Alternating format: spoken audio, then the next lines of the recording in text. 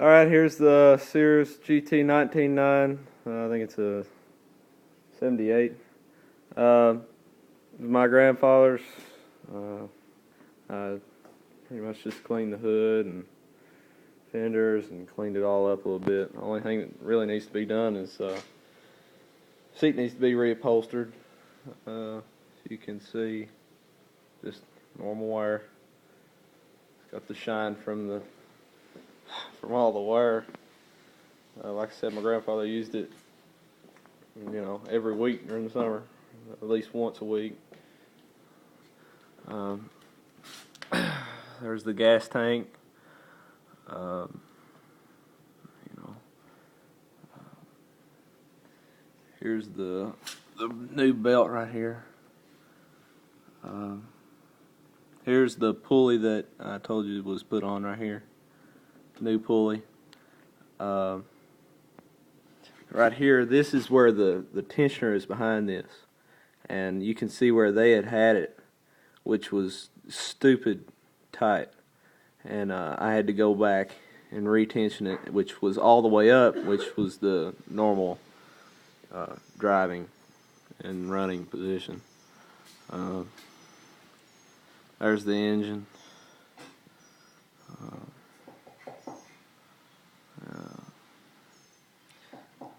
Let's see. There's the tires.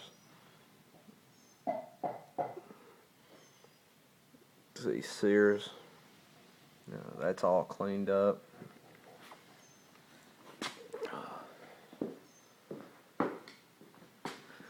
Here's the back. There I am. Tires are just a little bit dirty from where I've driven it a little bit. Hold it for a minute, babe.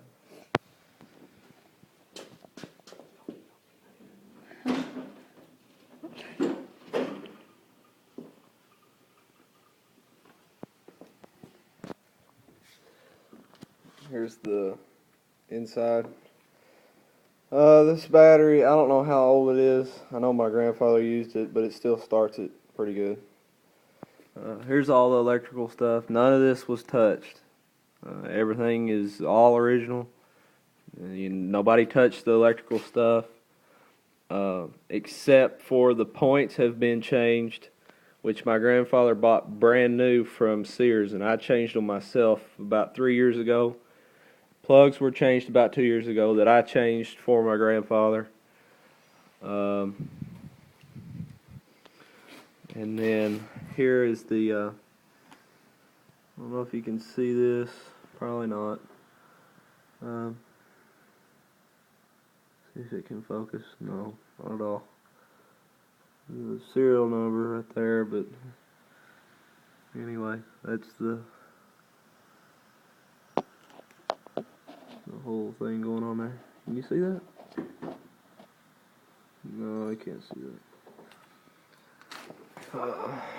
There's the carburetor in there. Everything.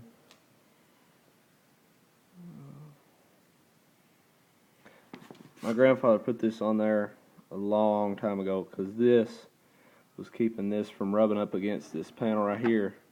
I think he said it cut on him once and he had to replace it. So that's why that was there. And then this, he didn't want falling off because these were getting a little weak. So he zip tied that just to make sure it didn't go anywhere. Because that's the fuel pump, I think, if I'm not mistaken. And I changed the rear end oil. It takes 5 quarts of SAE 30. I know 5 quarts sounds a lot. I think my truck takes that, for God's sakes. But it takes 5 quarts because it's a huge rear end. I mean, they use these tractors to pull at the the county fair. And then I changed the oil and the engine, obviously. Everything's cleaned up, ready to go. Great running tractor, great sounding tractor. All the lights work and everything.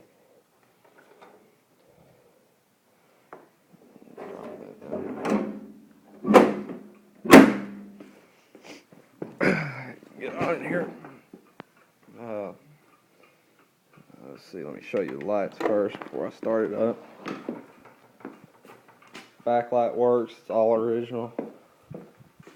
Both front lights work, all original. There's no cracks in the panel, instrument panel. Here's your start. This is how many hours it has on it. Lights. This was for a 3-point hitch in the back that my grandfather never did order because I think it was really expensive, but there's up and down.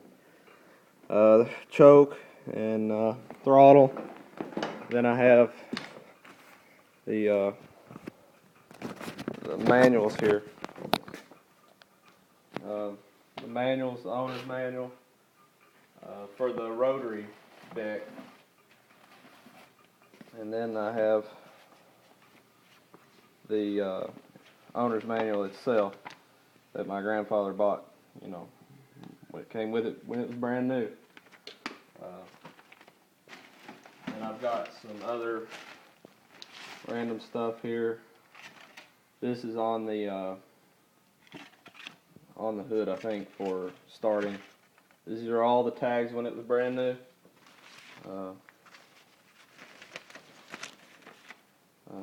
You know, there's an ad. It came brand new.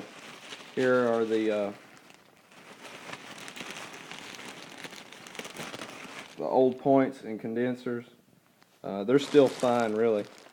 I don't know if you can see in there, but they're still fine. You could probably change them out if you ever did need to. I don't think you don't need to. Then I have extra spark plugs and stuff like that too. So it's good to go. And this the gas gauge.